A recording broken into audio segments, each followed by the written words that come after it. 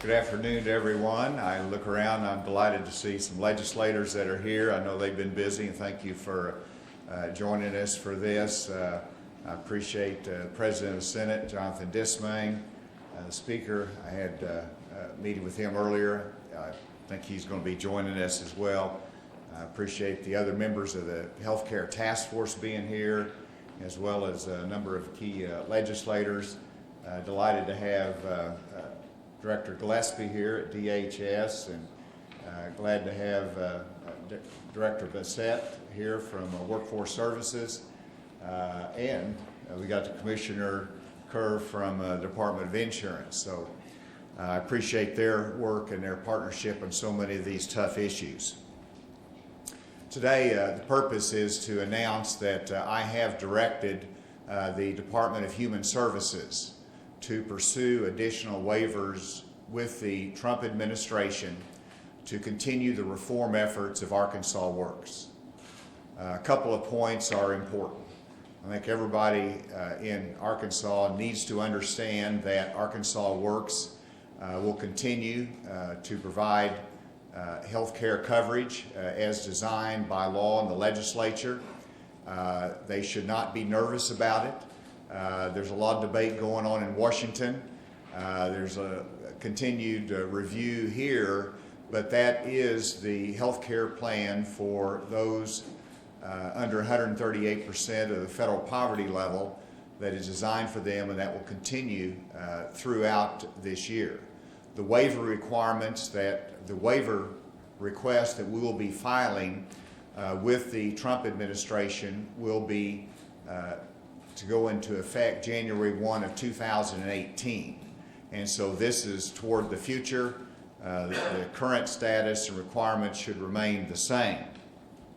I did have a call with Secretary Tom Price, the President Trump's new director of the Department of Health and Human Services in Washington.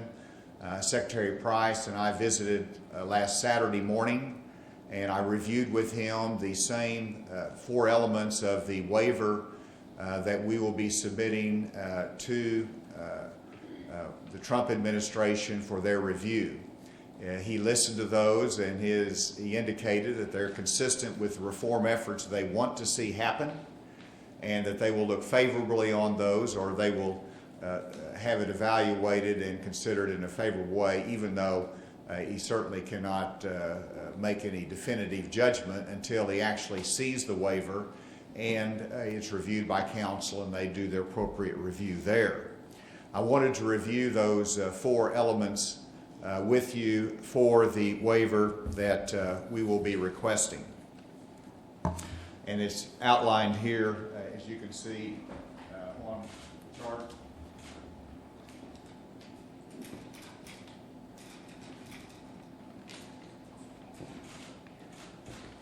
First of all, the waiver will be to cap eligibility at 100% of the federal poverty level. Right now, as you know, it's at 138%. What this will do is it will not eliminate health care coverage for those that are over 100%. It will simply say that they will be shifted to the exchange and the individual marketplace.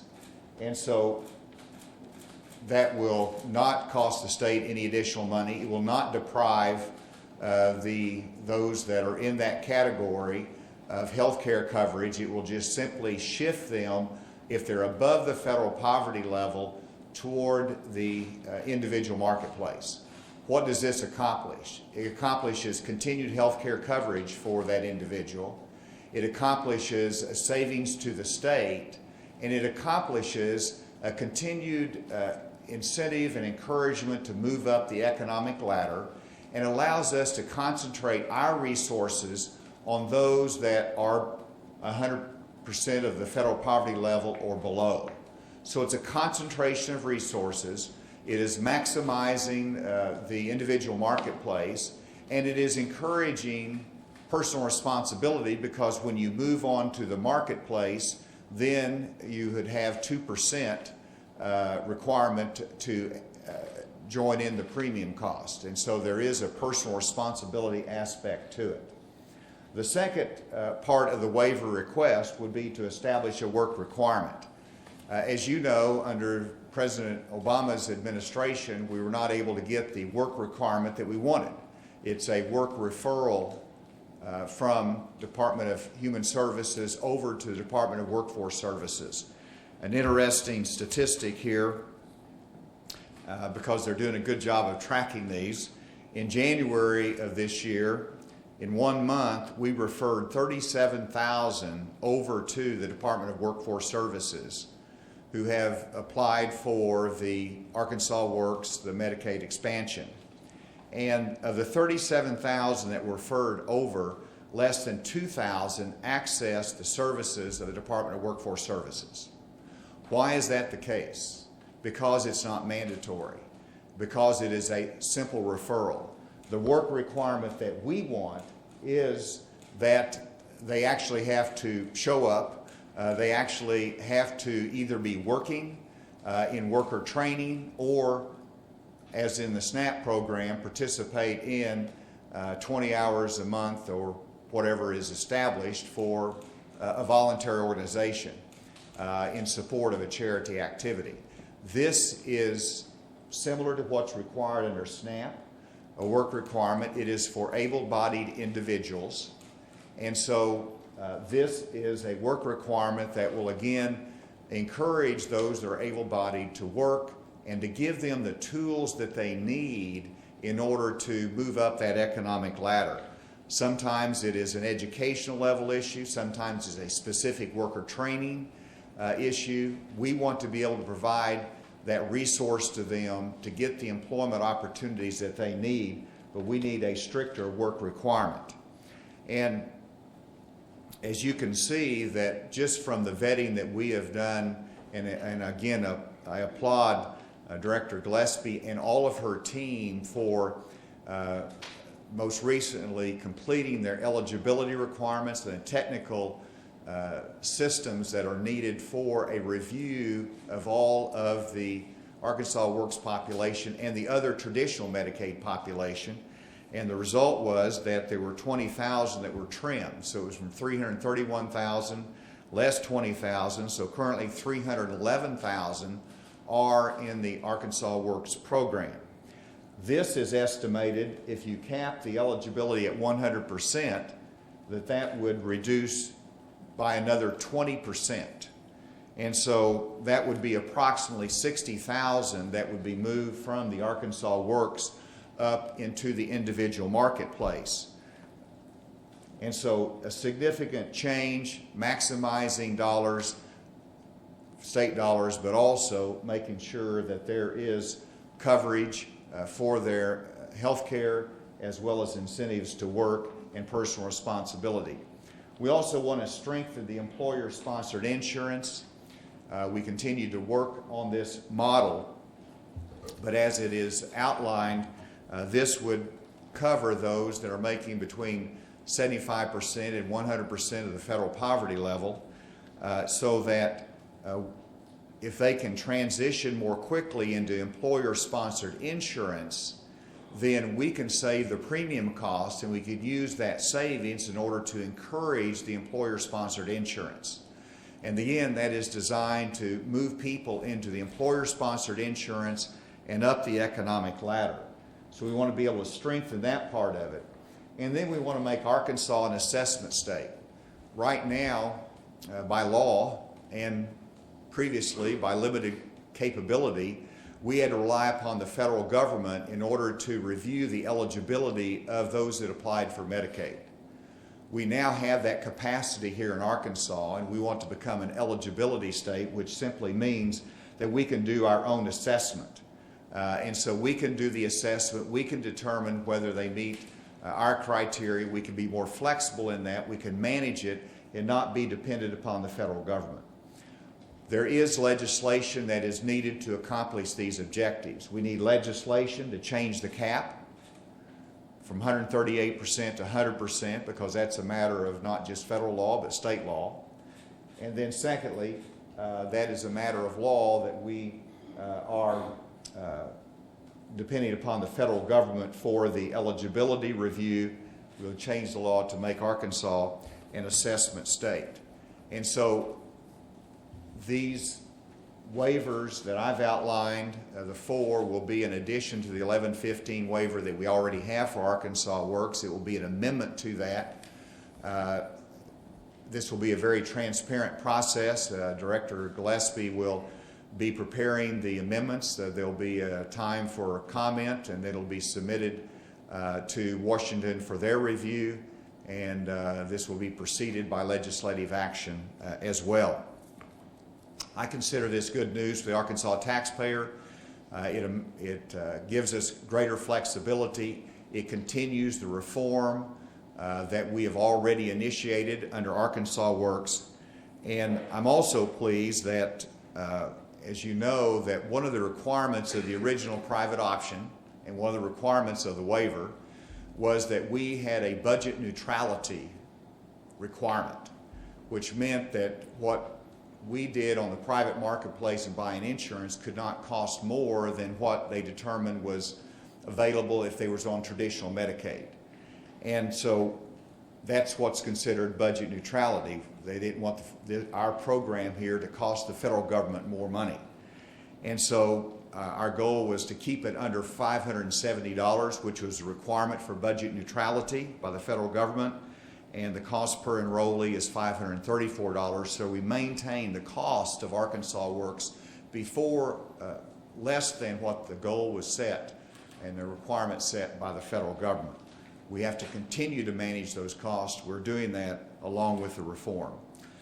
So with that, I'd be happy to take any questions.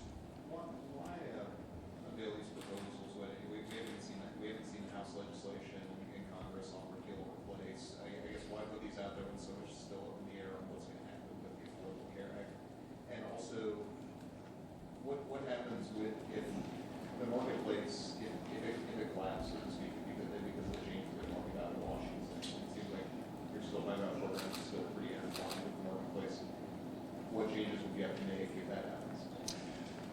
A great question, and you might have to follow up and make sure I remember everything that you asked, but why do we seek this waiver now when we don't know what the federal government's going to do?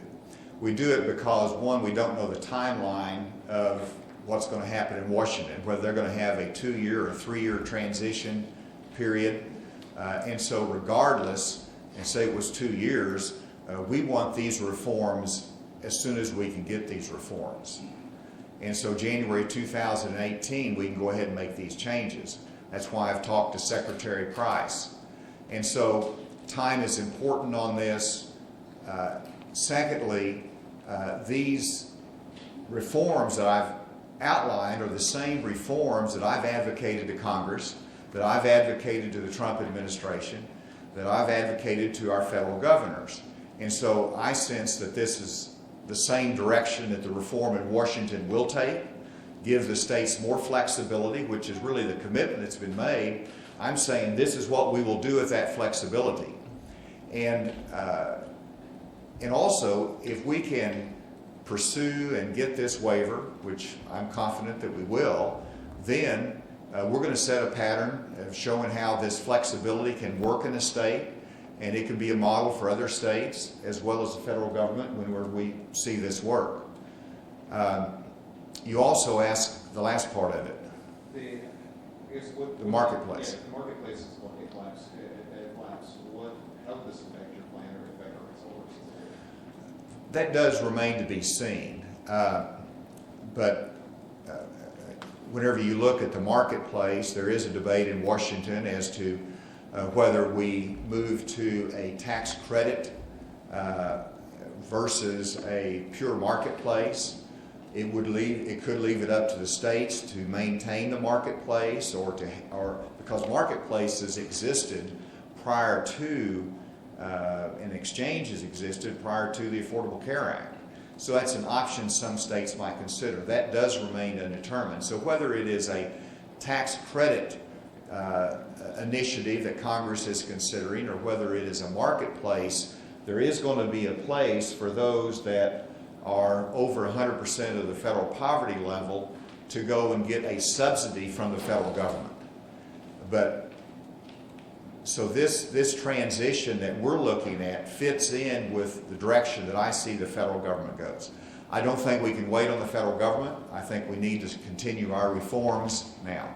You said able-bodied as far as the work requirements are concerned. How would you define able-bodied? And would there be exceptions for people that are caregivers and family members, people defined as medically frail? In terms of able-bodied, that means that they're capable of working, that they fit within that category and there's not a disability, and so they're ready and able to go to work.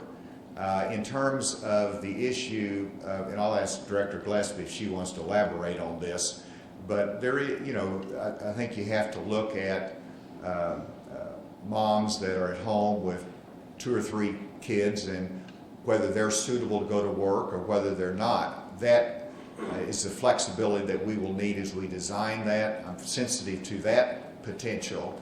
And for example, the SNAP program does exempt those that have children at home. I think we have to look at that in terms of, we certainly want them to have insurance, but as to whether there needs to be worker training, you can have children at home, we can work out systems for continuing their training even though they have children at home. But that still remains to be seen. Cindy, do you have anything to add to that? So as far as the SNAP requirements, they won't precisely mirror the work requirements of the SNAP program? It's a good model to follow, and as close as we can keep it to the SNAP program is good, so it does not confuse the recipients.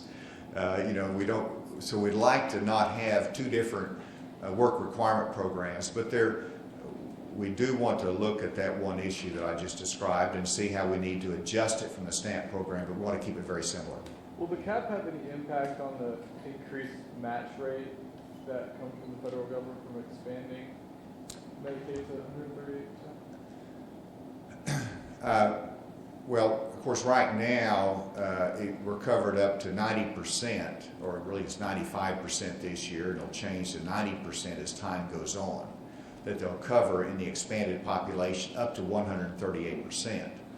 By us moving above 100% onto the marketplace, then that means that the federal government will be covering all of it really, and so it will save us money in that regard. But this is the right call. Whenever you have an economy in a state and a work environment that you have to concentrate on those that are at the federal poverty level or lower. That's our first need. Those above, obviously we want to have that availability in the marketplace, subsidy. We want to be able to have the tax credits in there to assist them, because it's still tough even at that level when you're working and trying to buy the insurance. Most importantly, we have a work requirement in there. They're moving up the economic ladder. But I think what you'll see when these waivers are granted, that you'll see lower numbers, obviously. You will see more people working and signing up for work and worker training. And you'll see cost savings to the state and cost savings to the federal government. And I share with Secretary Price that that's an important objective. We don't want to just save the state money, we want to save the federal government money as well. What would you say to those 60,000 people? I mean, if they're sitting at home and they hear on the news tonight that it sounds like their health care is changing, I mean, are they going to be able to keep their same doctor? Are they going to,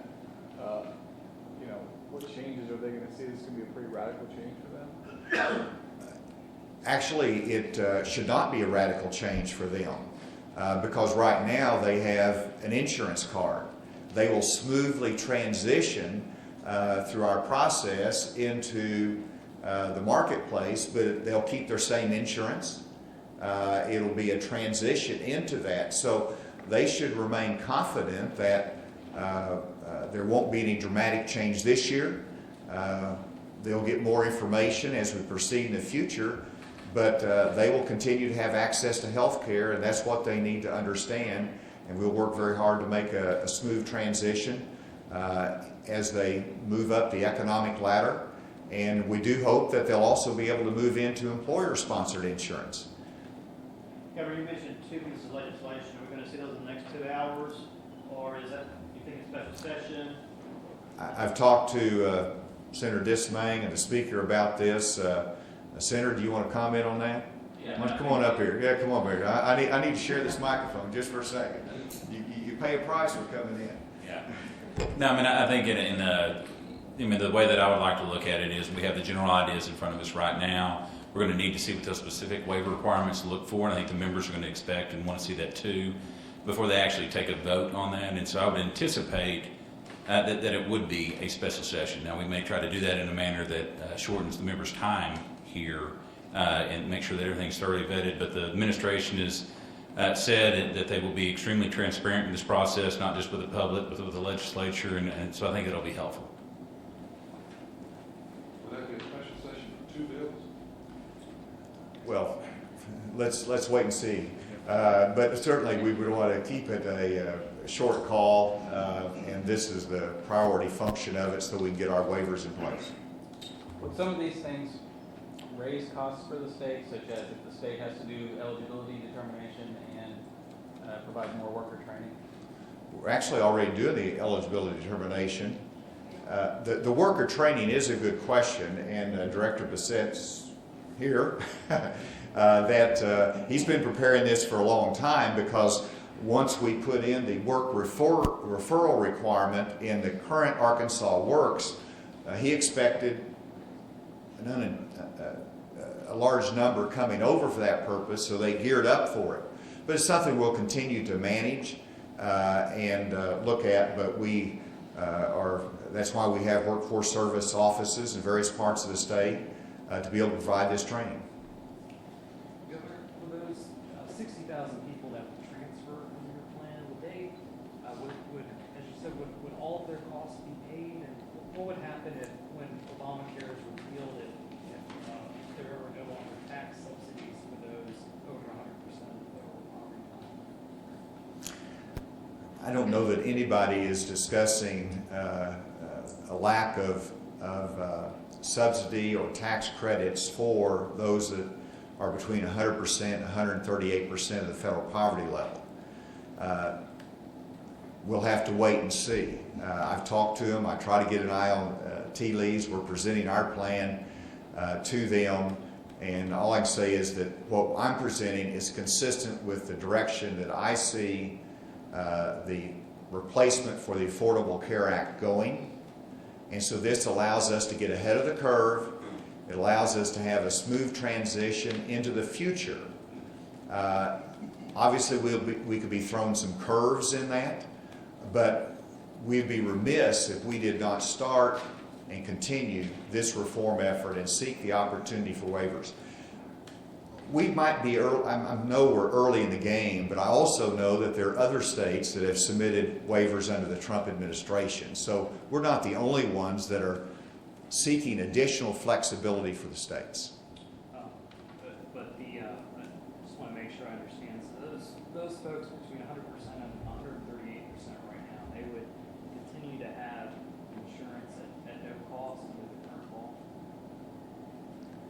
They would go onto the marketplace right now. If they don't change anything, it goes onto the marketplace. They put in their income level because they're all working. They've got over 100% of FPL. They put in their income level, and you determine what their subsidy would be for it. And at that level, they would have the largest portion of it would be paid. There is a requirement when you go on the marketplace that you pay up to 2% of your income as a premium assistance. So there will be something that will be out of their pocket, but that's the right thing to do. It gives them some ownership in it, and it's similar to what they would be at the higher level of subsidy. So it would be possibly be 2% of their incomes? That's correct. Okay. Would it be an automatic transfer? Would they get notice that they're being transferred, or would they have to? Cindy, I'm going to let you answer Or that. would they have to proactively go get it if they're in that group? They will proactively have to go and sign up for a plan. We will work with the insurance carriers that are offering QHPs over the next 45 to 60 days as we design this to put in place a plan whereby what we're thinking right now is we notify individuals late summer. Once our waiver's approved, we go ahead and send early notification to the beneficiaries that their plans would be ending as of the end of the year, so they have several months heads up. At which point we would work with the insurance carriers and with the brokers, and when we hit open enrollment late in the year, they will be able to work with those individuals to help them sign up for a plan on the marketplace. Same plan if they choose, different plan if they choose, but yes, they will have to go and enroll in the coverage. If I can add another point, the 2% that these 100 to 138% of FPL beneficiaries pay right now, we also charge them to our version of 2%, which is $13 as a monthly fee. The difference is right now we have no while they're required to pay the 2%, the $13, in our program, we are not able, they incur a debt to the state if they don't pay it, but they do not lose their health insurance.